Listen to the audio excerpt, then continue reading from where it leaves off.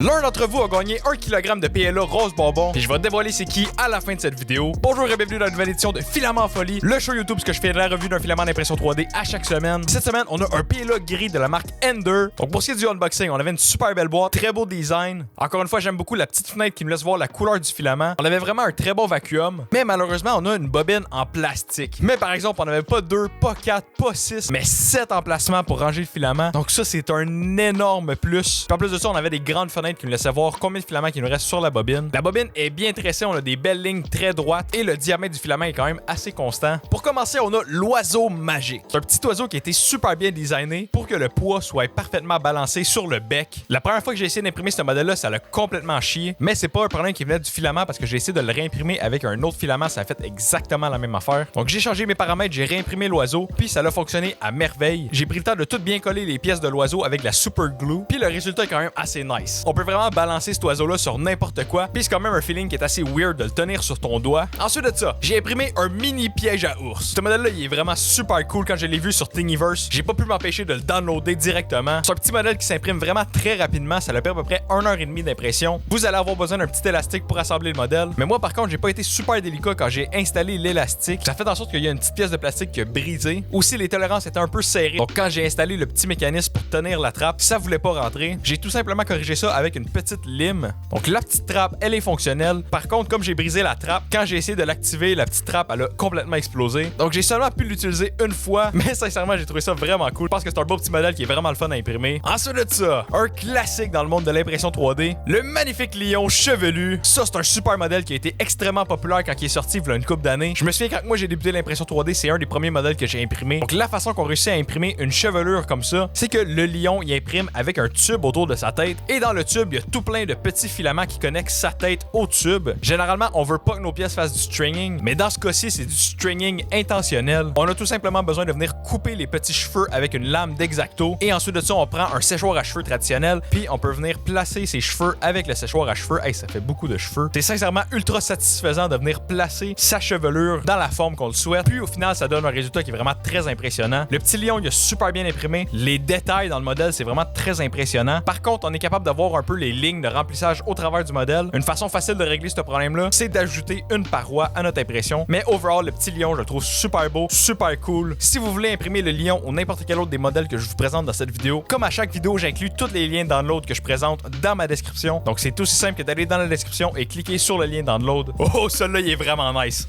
Le petit lance-roquette pneumatique. Donc ça, c'est un tout nouveau modèle, il vient juste d'arriver sur Thingiverse. C'est un modèle qui est vraiment cool. Dans le fond, on a un gros piston qui vient pousser l'air dedans un tube où ce qu'on a notre roquette. Et quand que la pression augmente, ben la roquette, elle part dans les airs. Je l'ai mis sur ma table pour l'essayer. Moi, je m'attendais que ça jump un petit peu dans les airs. J'ai donné une bonne grosse claque sur le piston, puis la roquette, elle a revolé dans le plafond. Je vous dis, je capotais. Il va vraiment falloir que je réessaye ce modèle-là à l'extérieur pour voir comment haut que ça peut sauter. Parce que honnêtement, c'est un modèle qui est vraiment très bien réussi. Les tolérances sont vraiment super bien. Donc c'est un modèle qui est très le fun. Je peux pas imaginer comment fun que ça doit être si vous avez des enfants de jouer avec ce petit roquette-là. Ensuite de ça, parmi les beaux petits modèles qui nous restent, on a le magnifique reptile articulé. On dirait que je me tente jamais des modèles qui sont articulés. Je trouve ça tellement cool. Sincèrement, ce petit reptile-là, il est super cute. Je vois très bien encore une fois comment tu pourrais donner ça à un enfant puis que ça pourrait devenir son jouet préféré. Je trouve ça juste tellement satisfaisant de la façon que ça bouge. Les jointures sont vraiment super bien modélisées. J'ai eu absolument aucun problème à imprimer ça. C'est sûr qu'il faut avoir un plateau bien nivelé. Donc comme vous pouvez voir, ma première couche est absolument parfaite. Pour ce genre de modèle-là, si votre première couche est pas parfaite, il y a des bonnes chances que ça va décoller en plein milieu du print. Je l'ai imprimé à 0.2 mm d'épaisseur de couche. Puis sincèrement, j'aurais pu l'imprimer un petit peu plus petit parce qu'on voit quand même beaucoup de lignes. Mais à part de ça, c'est un super beau modèle, super bien imprimé. Je le trouve vraiment très attachant, ce petit lézard. Encore une fois, je vous recommande de l'imprimer. L'épisode tire à sa fin et vous allez bientôt savoir c'est qui a gagné le kilogramme de PLA. Mais avant ça, il nous reste encore 4 beaux modèles derrière moi. Donc ensuite de ça, on a le système d'engrenage pour une switch de lumière. Ça, c'est le genre de modèle qui est absolument inutile, mais qui est extrêmement stylé. Je trouve ça tellement cool de démontrer les capacités d'un imprimante 3D pour faire un objet qui est inutile, mais utile en même temps. Donc, pour ce qui est de l'impression, j'ai utilisé un raft. Ce qui était vraiment absolument inutile, c'est que ça l'a totalement scrappé toutes mes surfaces. En plus de ça, le raft qui a été vraiment extrêmement dur à enlever. Mais pour ce qui est de l'assemblage, je trouve ça vraiment super cool. Ça a été un petit peu tricky à assembler. J'ai gossé pendant un bon 20 minutes à installer cette histoire-là.